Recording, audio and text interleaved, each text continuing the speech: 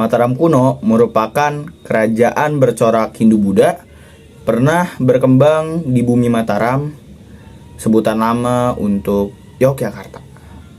Kerajaan Mataram kuno juga sering disebut sebagai Kerajaan Mataram Hindu atau Kerajaan Medang. Kerajaan ini pertama kali didirikan pada 732 Masehi, kemudian runtuh pada abad ke-11.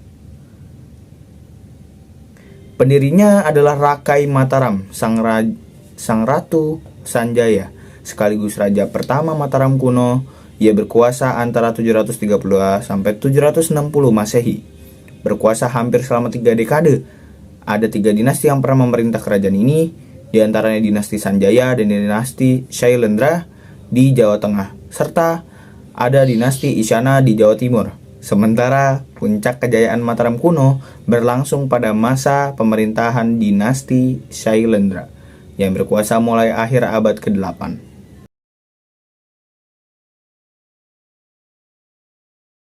Pertama, pembangunan Candi Borobudur pada masa kepemimpinan Samaratungga. Raja Mataram kuno mengalami masa keemasan ketika dipimpin oleh Raja Balitung pada 898 sampai 910.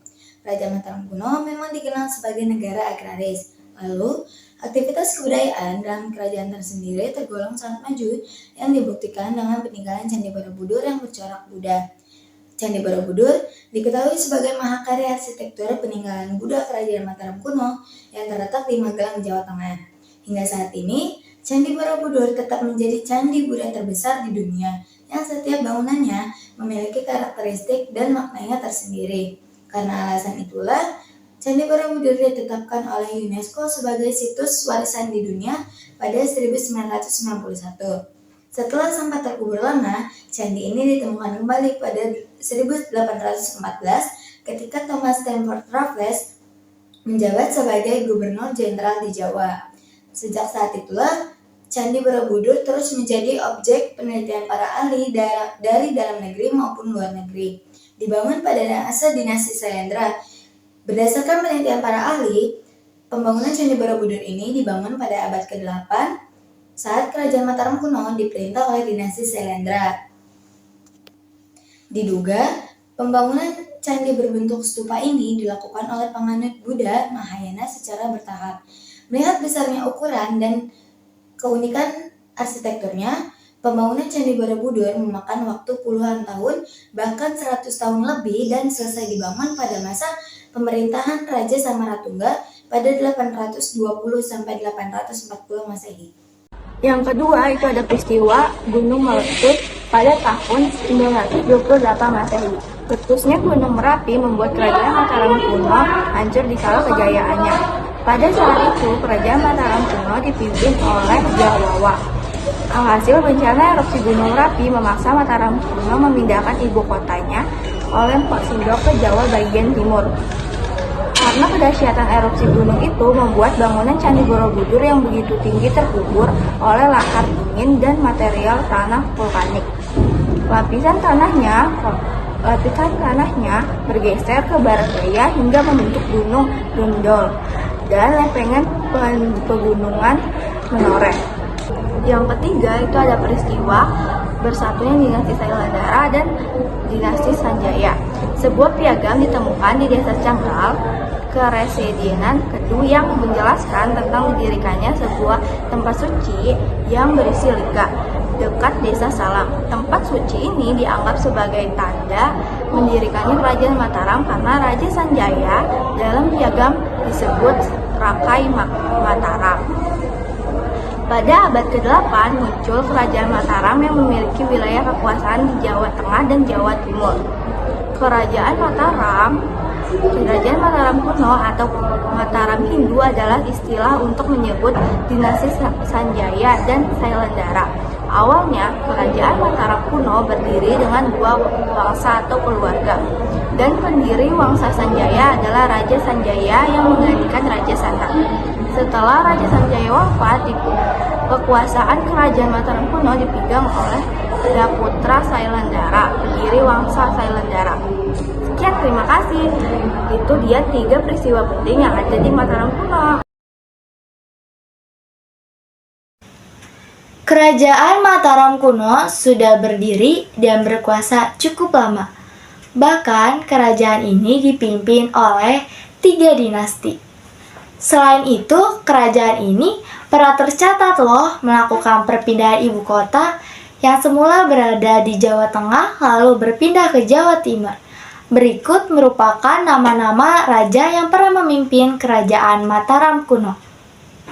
Yang pertama, Rakai Mataram Sang Ratu Sanjaya 732 sampai 760 Masehi. Yang kedua yaitu Sri Maharaja Rakai Panangkaran 760 sampai 780 Masehi.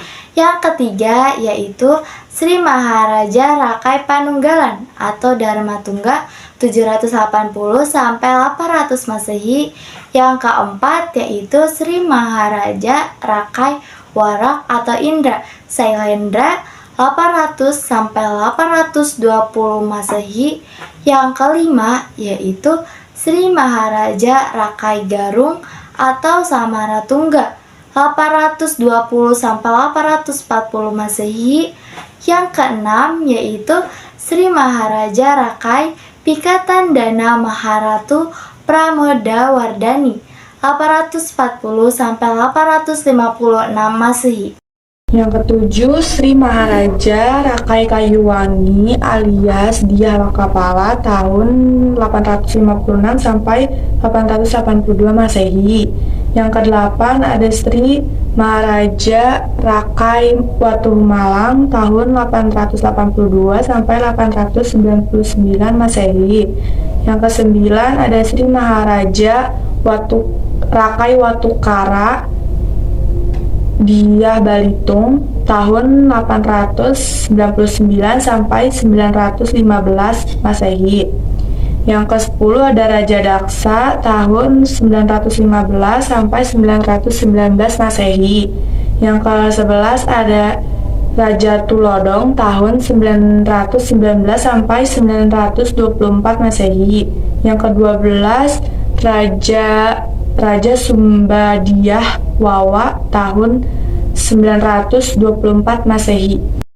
Raja yang dari Jawa Timur ada 4. Yang pertama Rakai Hino Sri Isana alias Empu Sindu tahun 929 sampai 947 Masehi.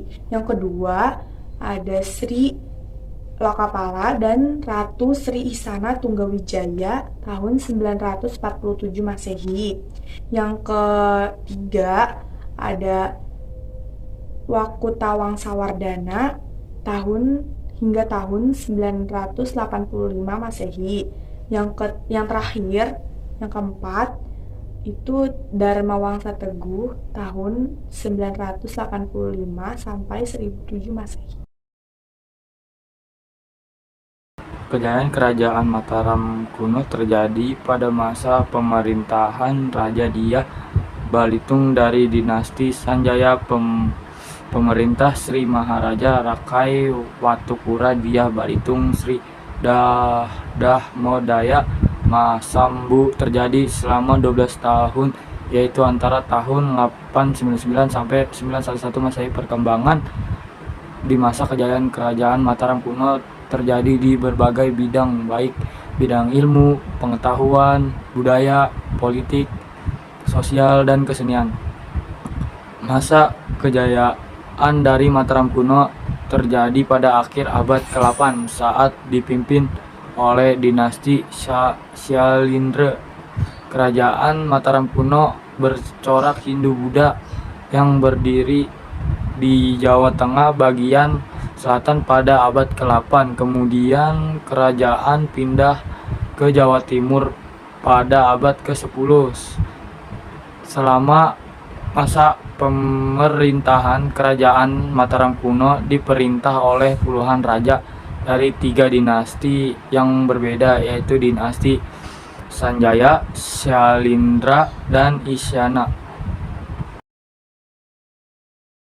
Pada abad ke-11, kerajaan Mataram kuno mengalami kemunduran dan keruntuhan. Penyebab runtuhnya kerajaan Mataram kuno ada beberapa faktor yang diduga menjadi keruntuhan kerajaan ini. Yang pertama ada bencana alam. Kerajaan Mataram kuno berada di daerah yang rawan bencana alam, terutama letusan gunung berapi. Salah satu gunung yang berdampak besar pada keruntuhan kerajaan Mataram kuno ini adalah Gunung Merapi. Menurut beberapa sumber sejarah, letusan Gunung Berapi pada tahun 928 Masehi menyebabkan kerusakan parah pada candi-candi dan permukiman penduduk. Lahar panas dan abu vulkanik menimbun sebagian besar wilayah kerajaan dan mengganggu aktivitas pertanian. Akibatnya banyak penduduk yang meninggal atau mengungsi ke daerah lain. 2. Perebutan kekuasaan. Selain bencana alam, faktor internal yang menyebabkan keruntuhannya kerajaan Mataram kuno adalah perebutan kekuasaan. Di antara keturunan raja-raja kerajaan Mataram kuno terdiri dari 2 dinasti besar, yaitu dinasti Sanjaya dan dinasti Sailendra. Nah, Sanjaya ini menganut agama Hindu, sedangkan dinasti Sailendra ini menganut agama Buddha. Kedua dinasti ini sering bersaing dan saling menyerang untuk merebutkan tahta kerajaan Mataram kuno ini. Konflik ini memuncak pada masa pemerintahan Raja Balitung yang dipimpin sekitar 898 Masehi sampai 910 Masehi, yang merupakan keturunan dinasti Sanjaya. Raja Balitung mengusir para pendeta Buddha dari istana dan mencoba mengembalikan pengaruh Hindu di kerajaan. Namun tindakan ini menimbulkan perlawanan daripada penganut Buddha, terutama dari dinasti Sailendra, raja-raja kerajaan Mataram. Peninggalan kerajaan Mataram kuno terdiri dari candi, prasasti, dan juga kitab. Candinya ada Candi Bima, Kalasan, Pelausan, Prambanan, Sewu, Mendut, Pawon, Puntadewa, Semar, Srikandi, dan juga Borobudur. Dan untuk prasastinya ada Prasasti Canggal, Kalasan, Mantiasi, Kelura, Pucangan, Anjuk Ladang, Turun Hyang, Ganda Putih, dan juga Tumas. Dan untuk kitabnya ada kitab Sang Hyang Kamahayanikan, Mantrayana, dan kitab Ramayana Kakawin. Oke gas, tambah 2 torang gas.